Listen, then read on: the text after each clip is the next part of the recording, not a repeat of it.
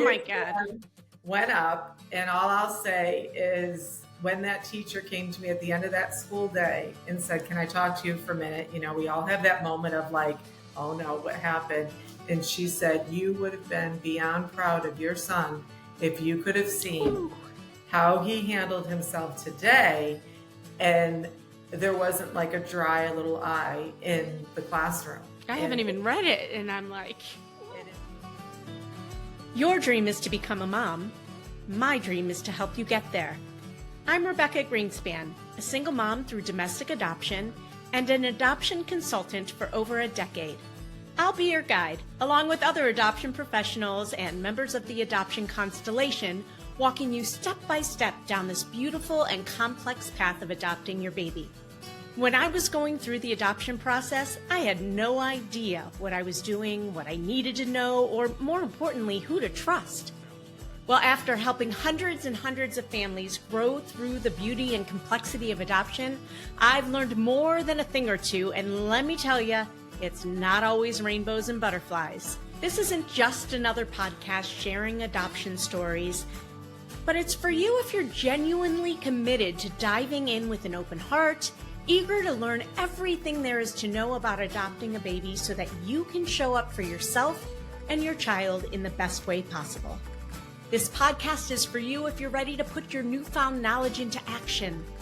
Adoption isn't for the weak of heart, and it certainly isn't done when your baby gets placed in your arms. If that's what you think, I'm afraid you're living in la la land. My promise to you is to keep it real if you promise to keep digging. We'll acknowledge the hard, and we'll also celebrate the joy that is adoption. You ready? Let's do this. Welcome, Francine. I'm so excited to have you. Let's just jump right in. You originally started your career in HR. So what sparked you to start your company, SoulFilling? Sure. Thanks so much for having me. I'm thrilled to be here, and I just love what you're doing in the adoption community. So thank you, first off, for that. So yes, my background is in HR leadership for about 25 years, and I loved it. And I retired at on the younger side of that career and took some time off. I have a young family. We've been blessed with 3 children through adoption, and now they're 23, 20 this week. Wow. And 18. And, I really kind of sat with it a little while after, I retired and took some time and really reflected on, how do I want to spend the next chapters of my life? And long story short is a dear friend of mine who coincidentally happens to be adopted. It was her birthday in October, about a year and a half or so ago. And I texted her, "Happy birthday." And she said, "Thank you, my soul-filling friend, Fran." And I said, "Soul-filling?" I said, that's right away. I'm like, that's a beautiful word. You hear fulfilling, you hear soul-fill. But there was this element, and I still get a little goosebumps when I say it. I have goosebumps. Of this continuum, because it's so filling, it's ongoing, it's flowing, it's continuing, it's not ending. And so, to be completely honest, I thought I was going to start a greeting card company with it. It was going to be soul-filling greetings, and I love photography and pictures of animals and nature, and of course my family. And anyway, I thought I was going to be a greeting card company, and I was going to challenge people of what fills your soul. And have a soul-filling birthday. So that day I made her about 10 cards, and they all were soul-filling related. And honestly, I sat with that for, some time. I created some cards. I sold some cards. I prayed over it. I'm a big person of faith. And all of a sudden I was like, "Fran, what fills your soul? Like really, at the end of the day, what gets you up in the morning?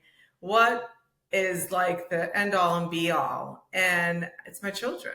It's my children. It's my birth families. It's the whole incredible process adoption journey that I've been on with my family. And I thought to myself, how can I make an impact in the adoption community and using the word soul-filling? So I did all the things. I Googled how to start a business and I created an LLC. And today is SoulFilling's first birthday. So this is the official day that my LLC was created, that I created my logo, that I had my logo copywritten. I created my interpretation of the adoption symbol in the products that I have. And it just really took off from there. And what I was trying to do, or I didn't even really have to try, I kind of evolved in what skills did I have in my career that could potentially transfer over into the adoption community. And one of the things, my kids are a little bit older, and I know so much has changed within the adoption experience since my kids were born. But one of the things I didn't find a lot of is like an adoption coach or even therapists that we talked with. I wasn't able to find a lot of therapists who were trained in how to work with and counsel people, children, and families that have adoption in their story. And so I thought, I love coaching. I love coaching in my career. I jumped into an intensive coaching course, and at the end of it, the woman running it, who's amazing, Valerie Burton out of Peachtree City, Georgia, the CAP Institute, great people, great person. Clearly, you're an adoption coach. You're an adoptive parent coach who can kind of be that, as we call, lived experience of adoption. Oh, I love that somebody else, like a couple people in your story, saw in you clearly what you should be doing. And that's so beautiful because how affirming. It was like the light bulbs went off, And I was like, okay, all right, because I was like, and I could change certainly, but I don't have any intentions of getting my master's in social work. And I know the areas that I feel comfortable and confident in terms of coaching in the adoption, what my space is that I could actually help somebody or coach somebody. But I also know what I'm not and what I'm not capable of, and when you need to reach out and build your team out further. So it was really a nice moment for me to be like, I could just really do what I know, if you will, or practice what I know, or share what I know, without a lot of extra lift in terms of having to reinvent myself one more time. That's so great. And I do want to shout out how beautiful your logo is. I think, did you say your daughter designed that for you, or your daughter-in-law?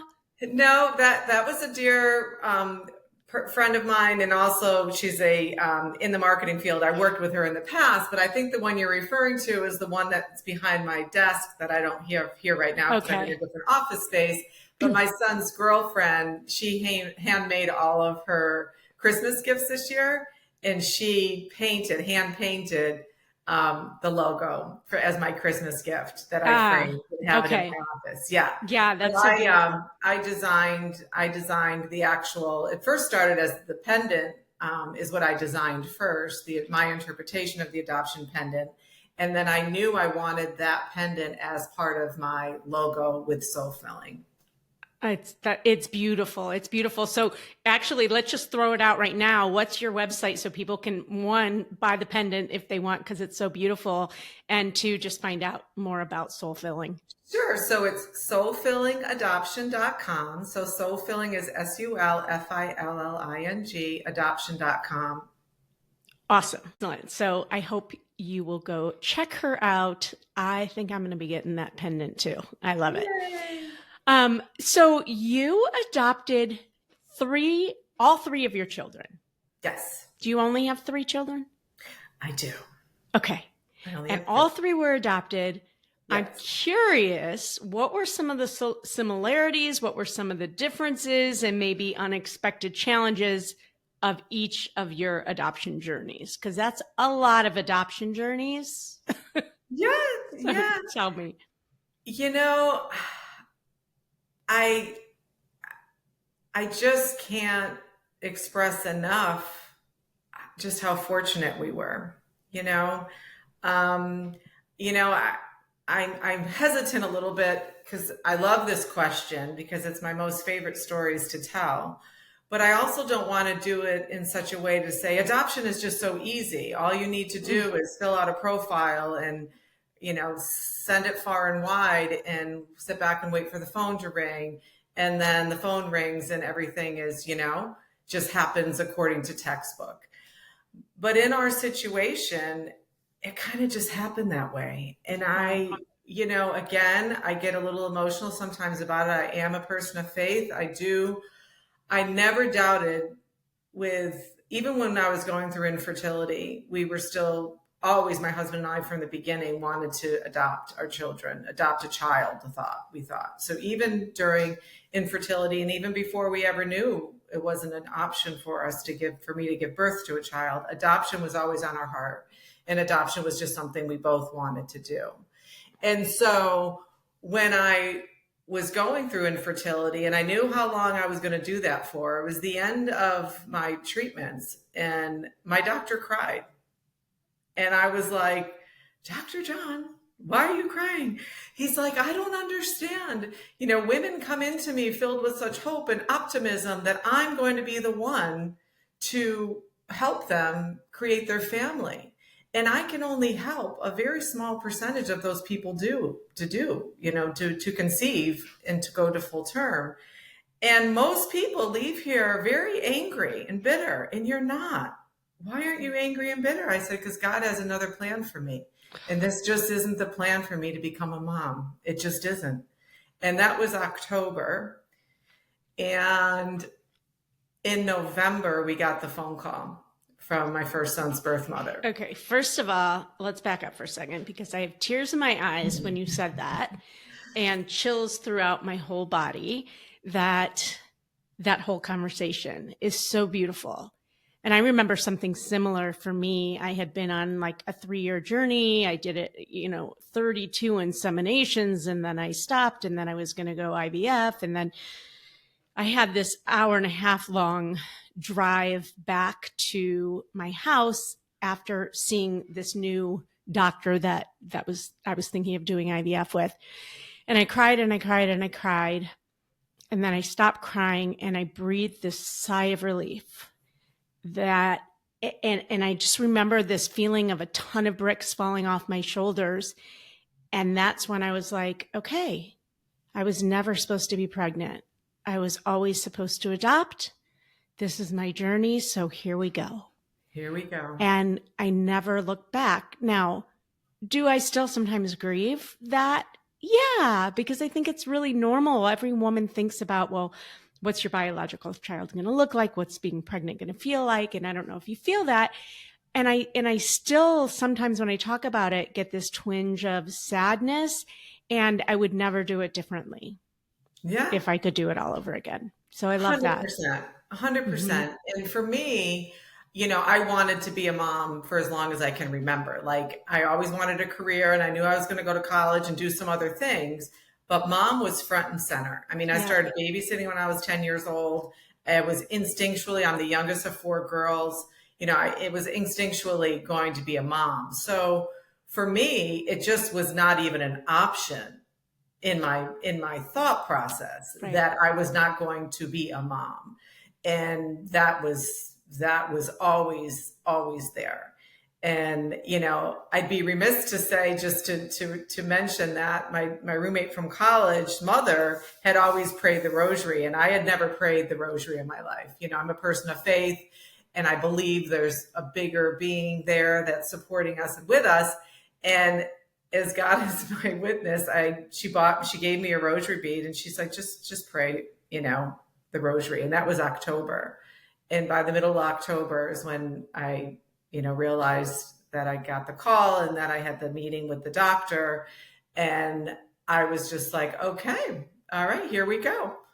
This is my journey. And it was that surrender, that feeling of, as much as we think we're in control of things, and not to say there were days, you go by Becca, right? Mm-hmm. Or Rebecca, that you're sad and you're disappointed and you're drained, and it can be exhausting and it can be confusing.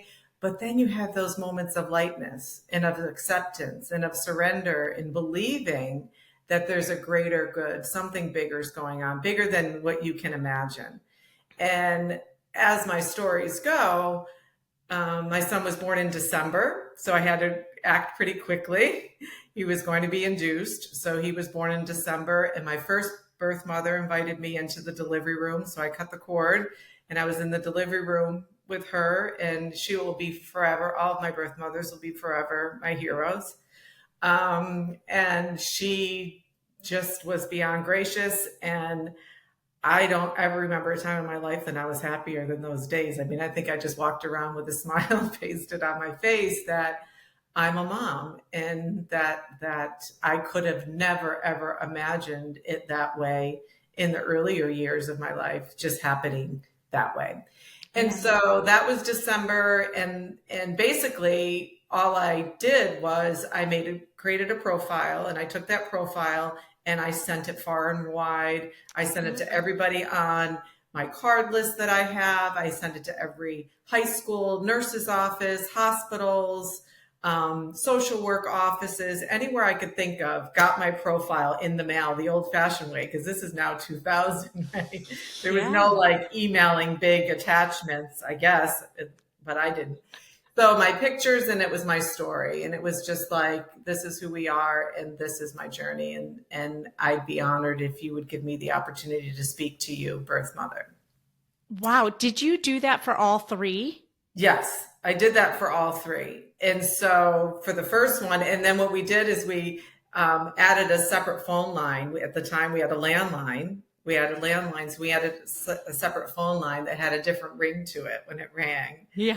So I knew the phone's ringing, get the phone. And then when it got closer to the time of delivery, I did that quick disposable cell phone and added that number to it. But yeah, so then it was about 2 years after our son was about 2. And I did it again. I created the profile, and I created this little postcard I added to it. It was an apple tree, and it said, help us complete our family tree. And I sent that far and wide. And I was on my way actually to go to say the rosary, actually, and the adoption line rang.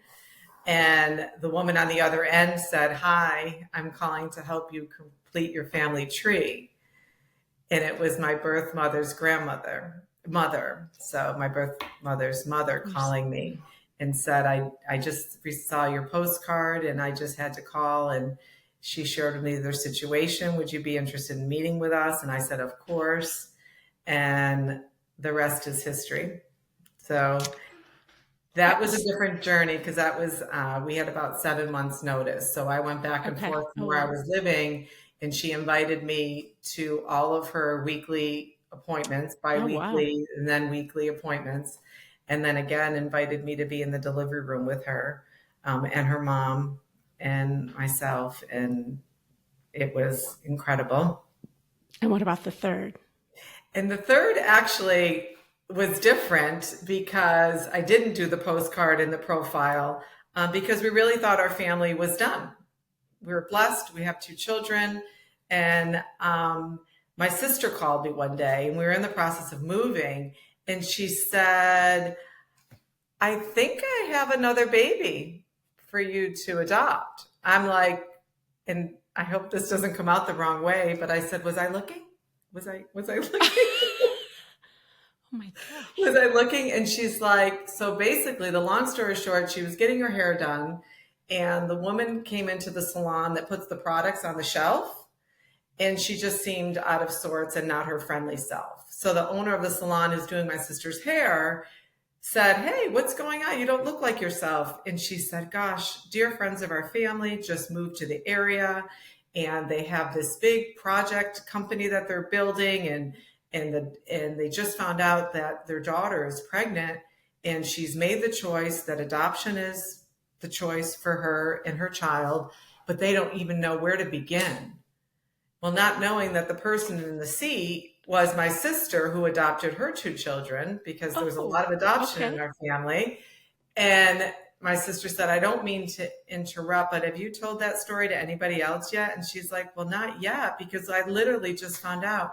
And she's like, do you mind if I just call my sister and ask her if, right? So Okay. my husband was like, Fran, what are we going to do?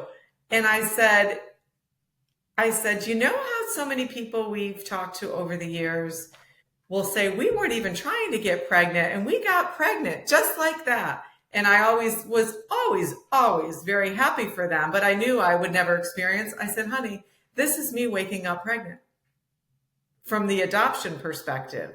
We weren't even looking, right? We weren't even, what is the expression? Life is busy. Life is what happens when you're busy making Mm, plans.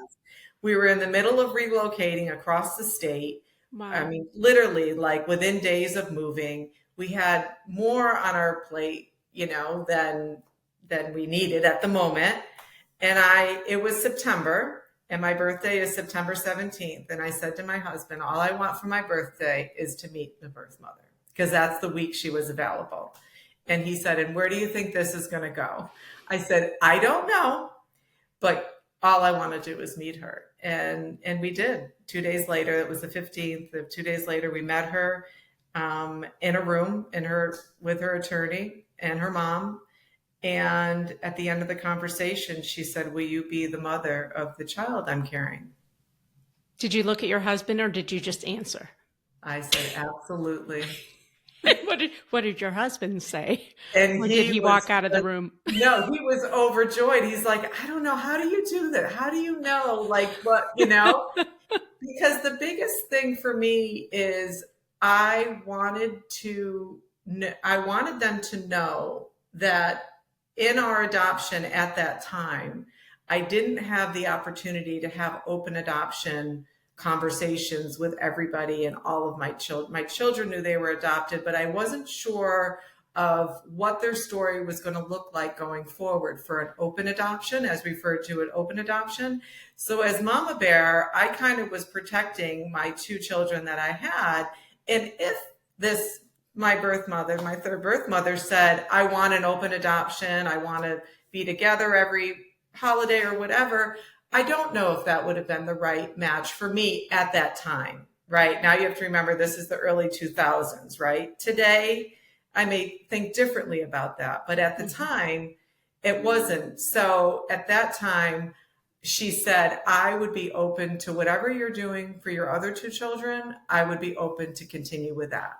And I said, and I want you to know, they will know from the minute they are born that they were adopted. They will hear the word adoption. They will know their story, and I will be age appropriate with them every step of the way. So it wasn't about not wanting my children to know about their birth families. It was about me not knowing exactly how those stories were going to play out for my kids. And I just wanted to protect them in their earlier years in life. And then as they got older, they could make those decisions, collectively with us and with their birth family, should they choose. So they knew they were adopted. Yes. But you didn't have, wait, explain that again. So we didn't have open adoption for the first two children. There wasn't an open adoption in that we're going to get together every holiday and birthday. What we agreed to were pictures and letters through the attorneys. Got it. Twice a year. Because and that's what was agreed upon. That's what was agreed upon early on. And then we left it as, let's see how it goes, and know that our children will always know of you but let's see where your journey takes you. Let's see where our journey takes us. Yeah. And when the time is right, we will assess this, but let's keep in communication. And we did pictures and letters 2 to 3 times a year, like Christmas time and birthdays. And then it became very apparent that 2 of my children were very interested in meeting their birth mothers, and we continued down that path for them. And to this day, they have those connections and made those connections. But again, I did it in such a way that I wanted to respect the wishes of the birth mothers, and I wanted to respect my children, and I wanted it to go as naturally as possible, as they continued on their journey. Wow. So that's quite a story. And we're like 5 minutes in, okay, maybe 15, but I've already gotten goosebumps throughout my body at least 3 times. But there were a couple things that you said throughout that kind of ring true throughout all 3. One is letting go of control. And I'm so happy that you brought that up, because I often tell my families, the minute you can let go of control, that's when the magic happens.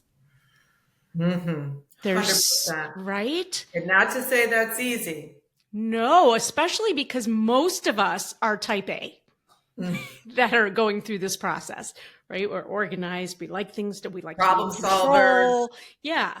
And and you can be for the first half of your journey when you're getting together your home study and your profile and signing up where you want to, and then you have to let go.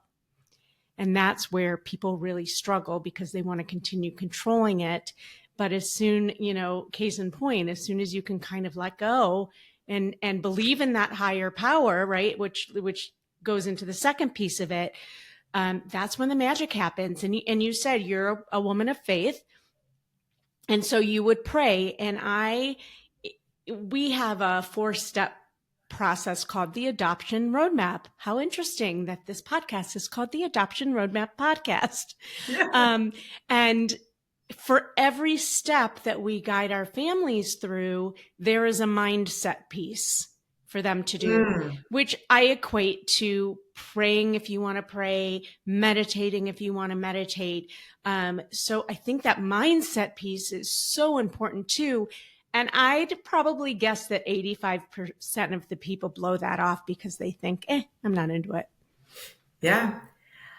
And it's one of those things, and I love that you incorporate that because it's so important to help in stress management of the process, right? Because you can't have a full breath in meditation and be stressed at the same time.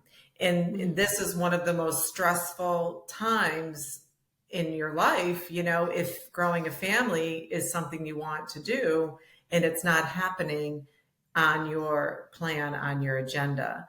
So just bringing that awareness to people, I think is brilliant on your part, Rebecca, because that is so critical. And it's usually, what do they say in the meditation work? Because I do have a meditation practice and a yoga practice as well. And the power of the breath, there's, the gurus say, when we, not to get too yogi, but when the gurus say the people that can't sit and meditate, those are the ones that need to even meditate more, that they say that they don't need it and that they're not capable of being still. And I love it when people just say, sit for 5 minutes, allow yourself 5 minutes, and then add on 1 minute at a time, because it's powerful. It is and powerful. When that happens, that's when the emotion comes, right? The release a lot of times. And then you're able to say, okay, not on my agenda. Yeah. There's a bigger agenda out there. So much happens when you can do that, when you can take 5 minutes, 10 minutes, 15 minutes. I'm in a place in my life, in my business, where I know I need to get back to that ritual and that practice, which I did for so long, and it really resulted in amazing things for me. And then for some reason I got out of the habit, and it's hard to get back into a habit once you stop. So get in the habit and keep it going. Beautiful things will happen in your world. Same. And not to say that I get it right every week and every day and every time 100%. No, but I love what my yoga teacher always says. And it's just begin again. You stopped. You took longer than you wanted to. You just begin again. Begin again. Whatever that is, to be able to continue on the journey and try to not, whatever you can, to keep in perspective and to manage the stress of it all, because it can be stressful. So that's one tool. So I hope this is okay. I want to call you out on something, only because the nature of this podcast is to educate and to use the right language and all of that. And one of the things I've heard you say, and I'm guilty of it too, because I used to do it all the time until I was called out on it. No, it's okay. And I'm so glad that you said this, because it's very common. You keep referring to the birth moms as your birth moms, right? I used to do that all the time too. And someone's like, it's not your birth mom. Oh, it's my children's birth It's mom. your child's birth mom. And it's and yet I feel like, oh, okay, yes, I get that. One, why is that an issue? That's one question. Two, like, I feel like she's mine because like, I feel like so entwined with her and yet she's not. And that's a thing for some people. So I I just love wanted that to you say brought that. I haven't heard that yet because I was Okay. corrected on, I mean, because I am a little older and I had my kids, you know, and things have evolved So in much. the language. And I try so hard, even in my children's book, at the end of my children's book I wrote, I put adoption language in there. But I haven't heard this one, so thank you. You're welcome. Thanks for So I being have open to to say, it. so my son's birth mom. Yes. Again, something I learned too, because I used to say that too. And I had to re-aid there. Now I have to rewrite to wire it properly in my brain. Thank you. And you're right. Things have evolved so much. I mean, just think of the world we live in, right? The language and nuances and new things keep evolving. And it's so hard because I can't tell you how many times I've said the wrong thing about something new that's popped up in the world, like a new movement or whatever. And I've said the wrong thing and I've been, my hand has been slapped and that's okay. I'm glad for it in the end. But language is so nuanced in adoption and it's such a serious thing on so many levels. And I also want to say that when you adopted and when I adopted, pictures and letters through the agency were the standard. That was the norm for open adoptions. So I wanted to bring that up. It has again evolved and now the norm is becoming yearly visits. I'd say it still is texting and direct calls, but it's really moving into yearly visits more and more. Yes, 100%. Before we go on, we're going to take a quick break, but don't go away. We still have so much to talk about. Hey there, Adoption Roadmap fam. Are you ready to take the next step on your journey to parenthood? If so, head over to our website and take our quiz. It's called, Are You Ready to Adopt? It's not just about testing your knowledge. It's about making sure you're emotionally and practically prepared for the beautiful, complex journey of adoption. Let's make your dream of parenthood a reality. Go to rgadoptionconsulting.com and take the Are You Ready to Adopt quiz today. That's rgadoptionconsulting.com. The quiz is free, and it will let you know where you are in the process and if you're ready to jump into your adoption journey. So one of the things that we highlight with families like yours, with adoption in their family, because you mentioned your sister adopted and I don't know where else it falls in your family, maybe you can talk about that, is that the expectant mom's child won't be the only one in their family touched by, in their new family. The child won't be the only one touched by adoption, that there'll be others like them. So in that vein, you have multiple nieces and nephews who are adopted. Do your children and their cousins ever talk about adoption with each other? And do you think having them in your family brought comfort to your children? I think so. I think so, right? I mean, it's funny. I say it when I shrug my shoulders a little bit because it's all that they know. It was their norm, right? So there's 11 grandchildren in our family, 8 of which are adopted. So there's 4 girls. 3 of us have been unable to conceive and give birth to a child. So my oldest sister had 3 girls right away, very close in age, but my children are a bit younger than my sister's kids. So they weren't like all the same age. The first 5, well, there's 11. So how many? 3, 6, 7, 8. So the first 8, were very close in age. Like literally there were 8 grandchildren in like a 3-year period because my one sister adopted 2 right away, 4 months apart. And then a third. So they were like, we went from no grandchildren to 8. And then everyone wanted to know, are Fran and Ray coming to the party? Are Fran and Ray coming to Christmas? What time are Fran and Ray getting here? Because we were the only ones without children. So they're like, when are Aunt Fran and Uncle the Fun, Aunt Fran and Uncle Ray coming?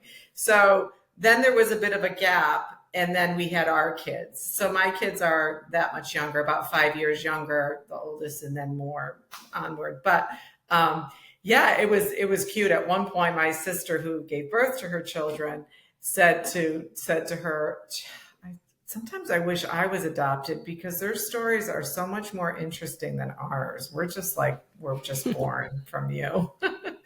And that's really the way it was. It was like everyone that we knew in our family knew of the adoptions, knew of the stories. Everyone that we knew in our, friendships and our extended family, it was just part of our story. And it was never something that we didn't want to talk about or didn't. Certainly there were moments that, like anyone, I don't want to talk about this or that, but it was always just the way that it was. So there was, I guess that's all I can say, but I have to,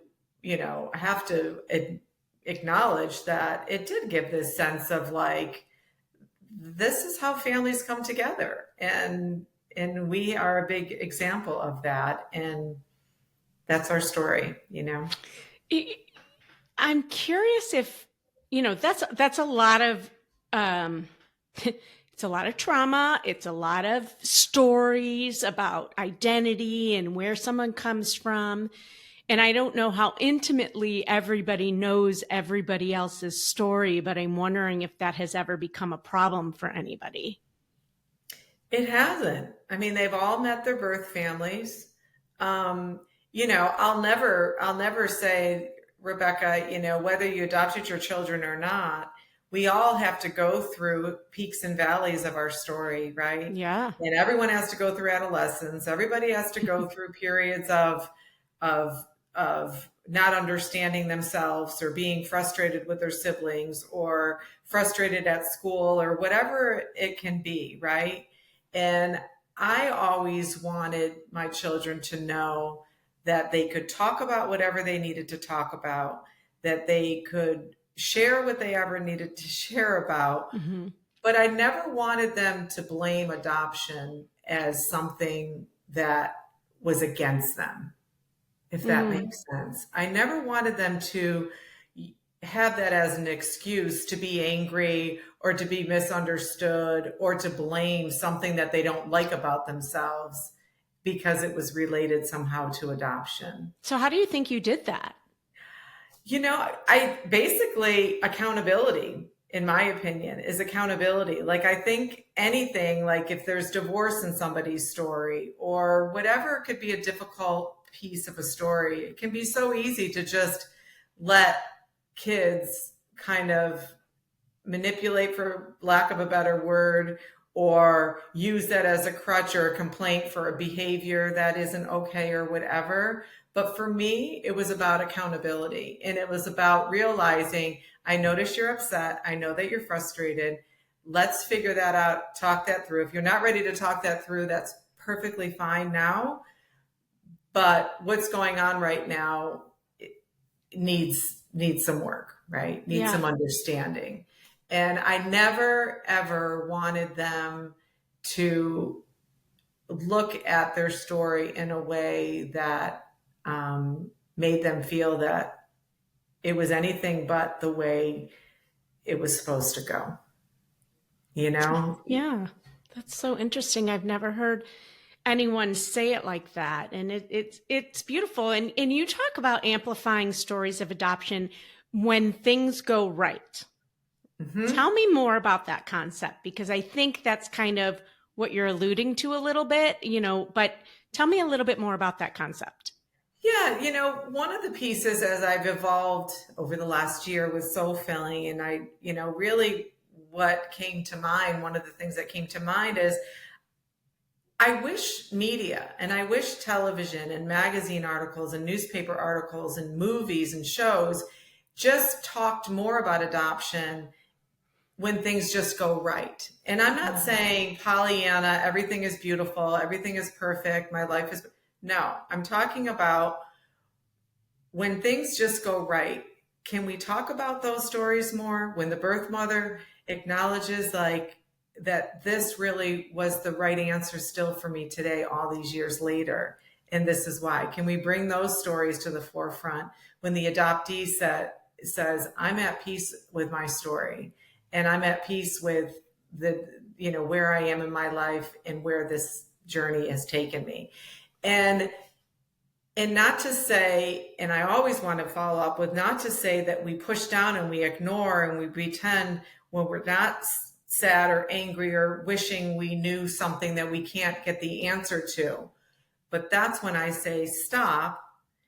And who do you need to bring into your team, to bring into your world, to get you through to a better place in that area? Because if you don't resolve those things are going to win. Those things that bring you down, make you sad, make you frustrated, have that ability to spiral down and take you to a place that, is that where you want to live the rest of your life? In this space of feeling frustrated and disappointed and sad? So get those people on your team to help you through that process. And when you get to the other side, amplify that too. Amplify that, how you got to there. Because find me anybody at the end of their journey, God willing, if you live to be 80, 85, 90, that looks at their life and say, I loved every chapter of my story. And every chapter of my story and every character that came into my story was perfect. And I am an optimist, I will say that. But at the end of the day, we all have the choice. We were all given free will. We all have the choice to wake up every day and decide, I can stay stuck in this anger, or I can move to the other side. And that's your choice. So true. Right? It's so good. Yeah. I believe it in all my heart. And I feel sometimes that when we get stuck in that place, it's really hard for us to get out of it sometimes ourselves. And I think as parents, as you watch your children, we have to just be in tune to that, because it gets so easy just to be like, I don't want to talk about it, and push it away. And every time we push it down, it grows bigger and bigger. And so somehow bringing that to light. I mean, with anything in life, right? And the first thing when we were starting to talk about when things go right, the first thing that came to mind is that doesn't get the ratings in the media, right? Unfortunately. And there are so many of those beautiful stories. And mostly what we are reading online are the opposite. So I do love that's, you're someone that's coming in and focusing on the positive. And I also love that you are talking about working through your issues, your trauma, whatever's coming up for you. One of the things I remember hearing many years ago from a panel of adoptees is one adoptee saying that the person that really had the biggest impact in her life was her therapist, and that she believes that no adoptee should not have a therapist in their life. And 100%. And I, like I said, I'm not exaggerating. Every time, we moved a couple times, all within the same state, but every time we moved, we found a new pediatrician, we found a new dentist. I like the chiropractor. We found a new chiropractor. And then I tried to find, as I told my kids, a talking doctor. And I always wanted them to meet this therapist or counselor before an issue came up. So they're like, Mom, I don't have anything. I'll never forget my youngest. He was like 4 years old. And he said, Mom, I don't have anything to talk to them about. I said, that's fine. You're just meeting them. So then sometime while we're living here, if something comes up, then we don't have to go find somebody. We already have somebody. We've established a relationship, and we're going to just talk about nothing. And then he's like, oh, I just realized I have something I want to talk to them about. I said, awesome. Do you want to share that? Do you want to share it? And he goes, oh, I'll share it with you. Sometimes I just wish you didn't pick out my pajamas and put them on my bed while I was taking a bath. Sometimes I want to pick out my own pajamas. So I'm going to talk to them about it. I said, whatever it is. I said, you talk to them about that. And I truly believe that, even though I found it difficult for me to find somebody that had adoption experience, at least it was somebody who had more skills than I did, and more skills beyond a pediatrician or a school teacher or the other people, coach, in their world, that they knew there was this other entity of the world known as counselors and therapists who are talking doctors who help you through things. I swear I did not plant this conversation, but one of the things that, again, we talk about with all of our new families is it's not a matter of if, it's a matter of when you are going to wish you had an adoption competent therapist tucked in your back pocket, because you will need them. And so we give them a list of places to call, and most of them are like, we're fine. What do we need someone for? So what we started to do, because I realized nobody was calling, like 1%, it's like probably the 1% who also did the mindset piece. It goes hand in hand. What we started to do was have monthly circle of support calls with some adoption competent therapists who lead the conversation. And the point was not to have a therapy session, although it sometimes becomes that, but to come on for somebody to say, here are some things that people come to us for when they're going through the process or right after the process. And suddenly people are like, oh, yeah, I'm struggling with that. But they weren't thinking about that. So now they have met someone, now they can call someone or just hop on the next month, whatever it is that they need. So I'm just so glad that we're talking about this.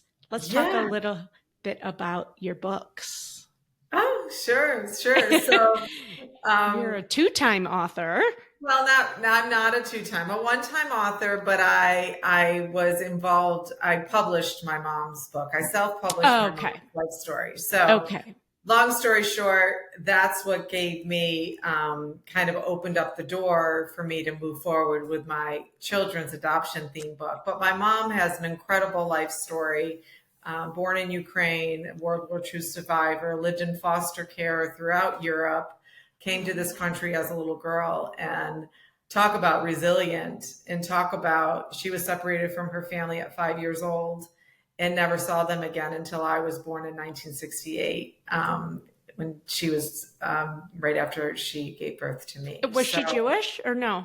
No, she's Ukrainian. Yeah, because usually these stories of Ukrainian Catholic, right, Ukrainian Catholic, Ukrainian Catholic, yeah. So she is one of the most inspirational people I know. In my whole life, my sisters and I, whenever we needed an A in a class, we'd say, "Oh, just write Mom's story."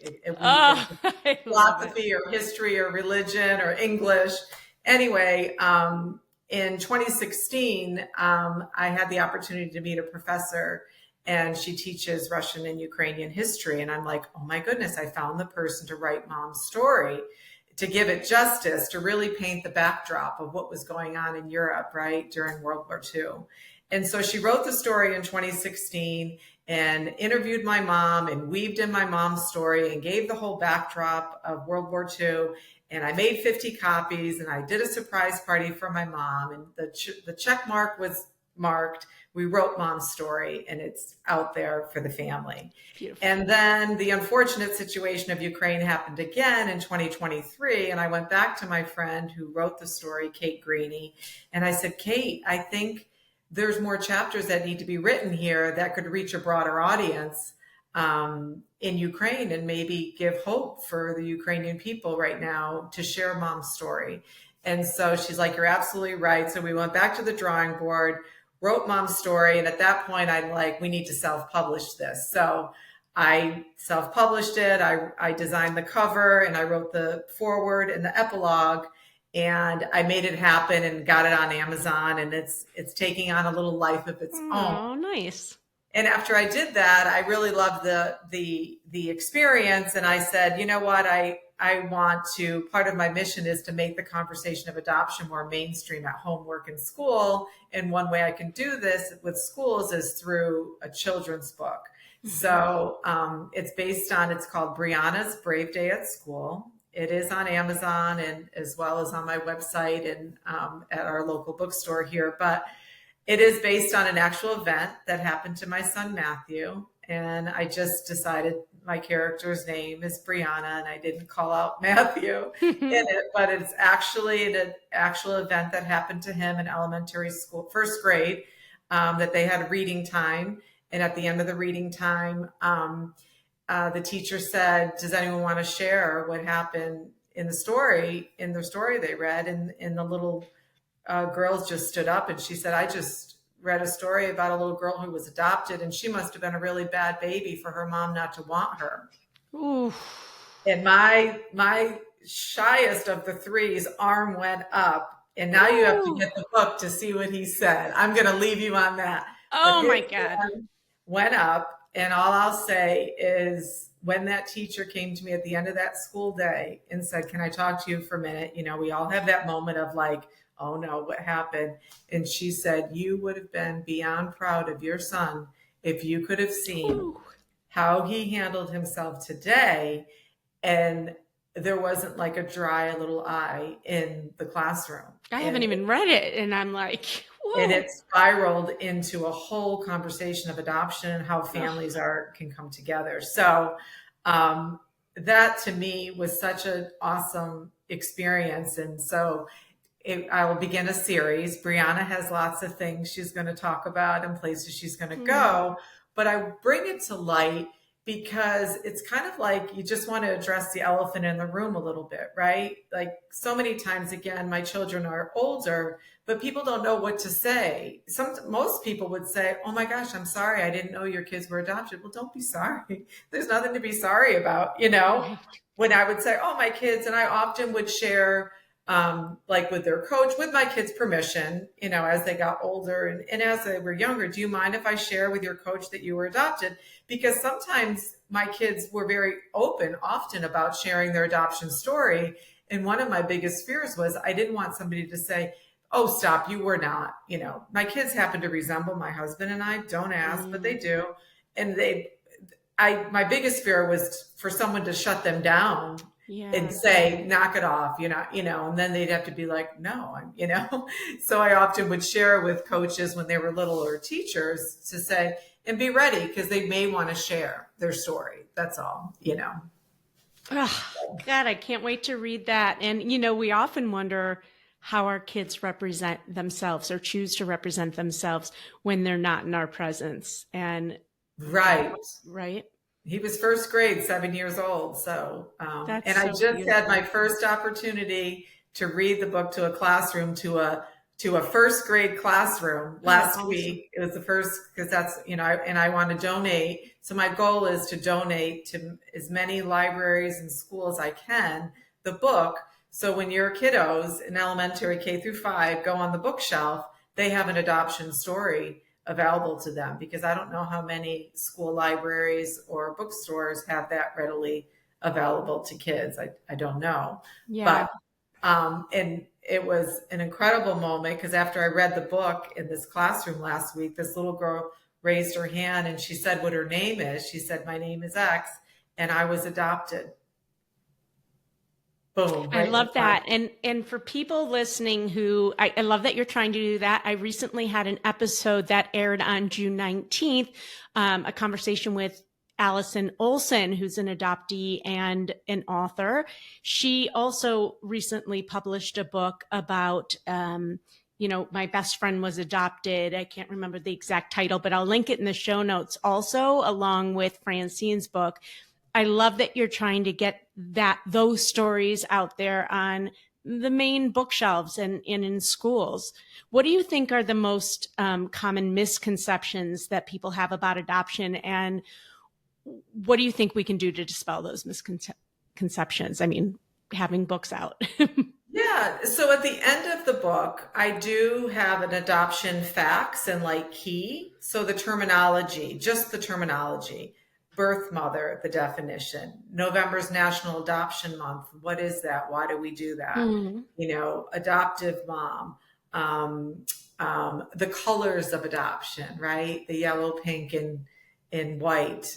Why that we wear a white ribbon during National Adoption Month. I never knew all this stuff. The symbol of adoption. So to me, it's educational, but it's just a little lighter, right? So I think if we can bring the conversation to the table in a lighter way, raising families is heavy, can be heavy, whether you adopt your children or not. So can we lighten it up a little bit with some just basic terminology of educating people? So my hope is that even, because the book is really for ages 4 to 8. So if a mom or a dad or a babysitter is reading the book, we're educating them too on adoption language and kind of how to use terminology instead of saying, is that the real mother? Real mother? Is that the birth? So what do they call it? Do your kids know that they're adopted? Like those kinds of things. So my hope is that when we can bring these conversations in casual way,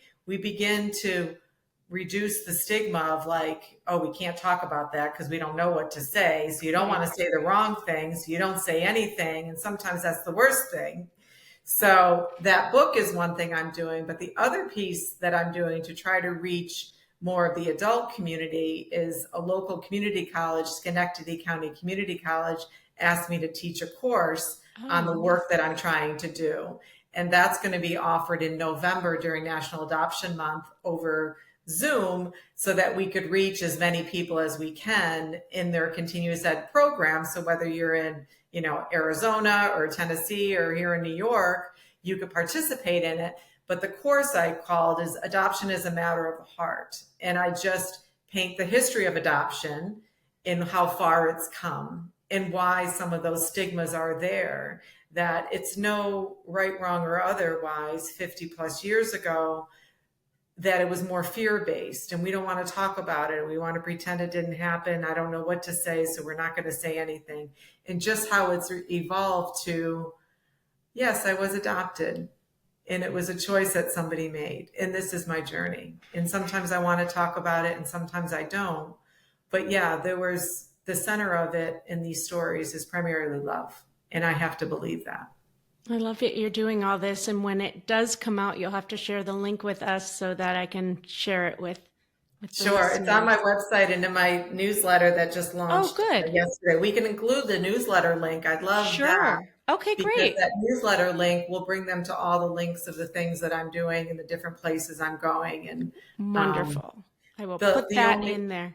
Yeah. The only other thing I just wanted to add from being from a proactive state within adoption is CASE out of Baltimore, Maryland, the Center for Adoption Support and Education.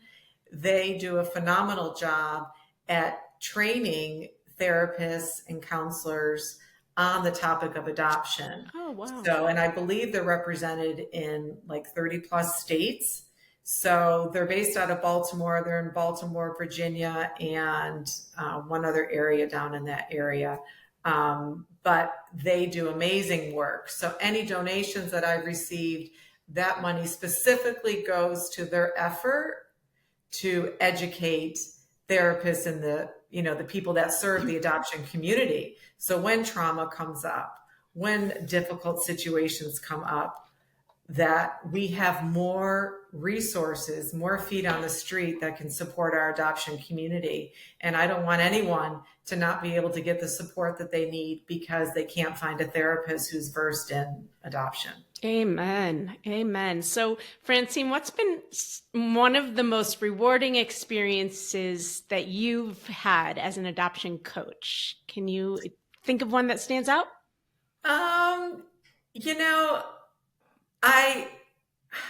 There's a couple things that come to mind, but I more so than a coach in my journey of SoulFilling, and I'm not exaggerating, every single time somebody says, I was in a hotel elevator and I had my SoulFilling sweatshirt on, and the guy, an older gentleman, he's like, SoulFilling, what's that? And I said, oh, it's my mission is adoption, and I'm trying to make the conversation of adoption more mainstream at home, work, and school.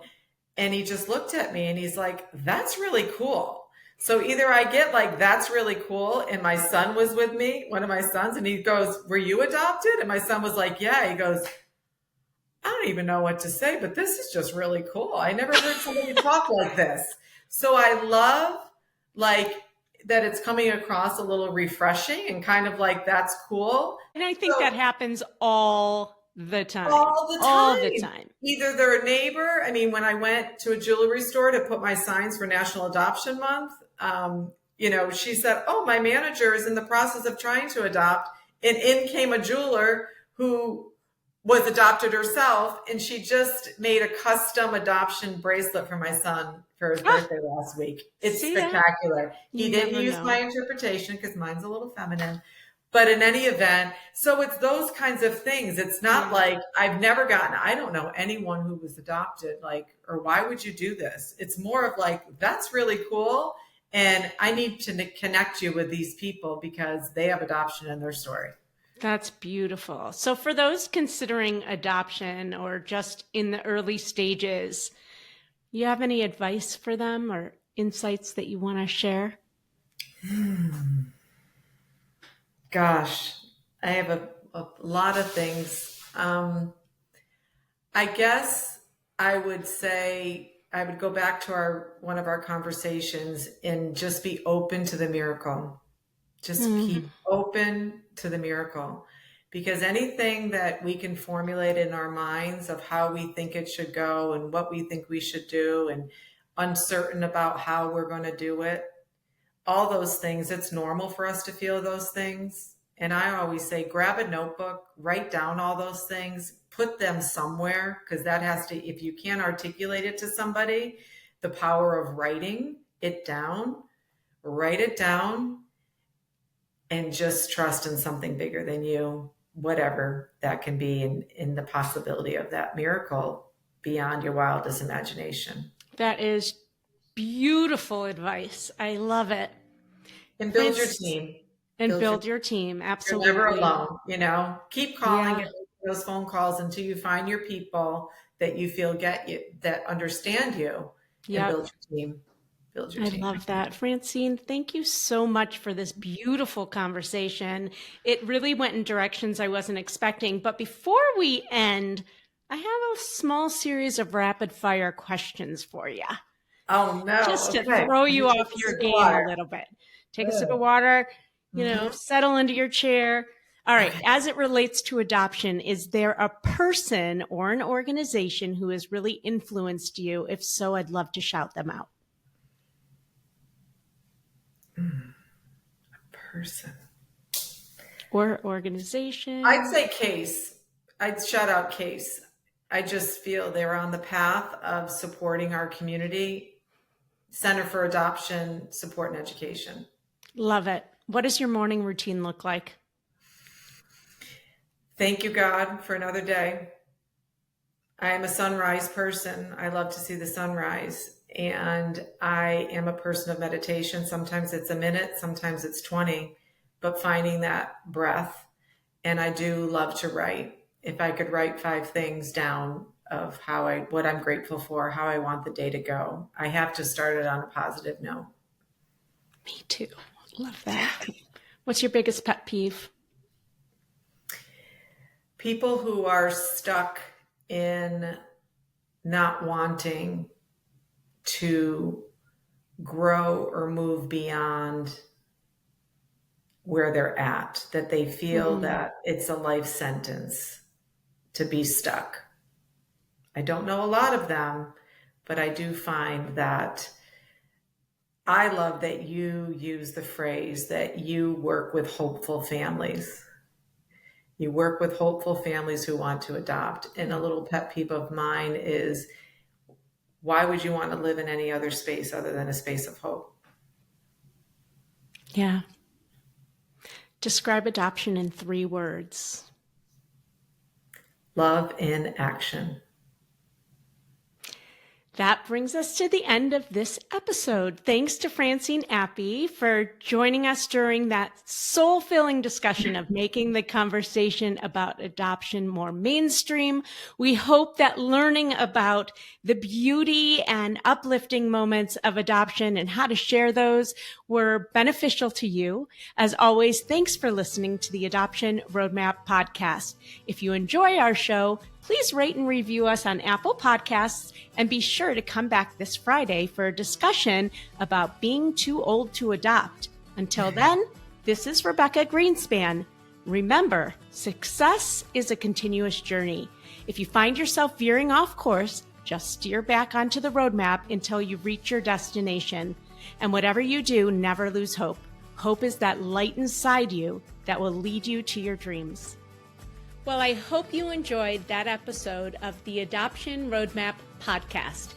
If you did, I have a few favors to ask of you. First, please hit subscribe so you never miss an episode. And while you're at it, I'd love to hear your takeaways. Please write a review and let me know what you liked. And if you have a question or a suggestion on what you'd like to hear, I'd love to hear that too. Please shoot me an email at support@rgadoptionconsulting.com and let me know what you'd like to hear about. And if you have a question, I may just answer it online. Thanks again for listening. Tune in every Wednesday and Friday morning for a brand new episode of the Adoption Roadmap podcast. Until next time, bye-bye.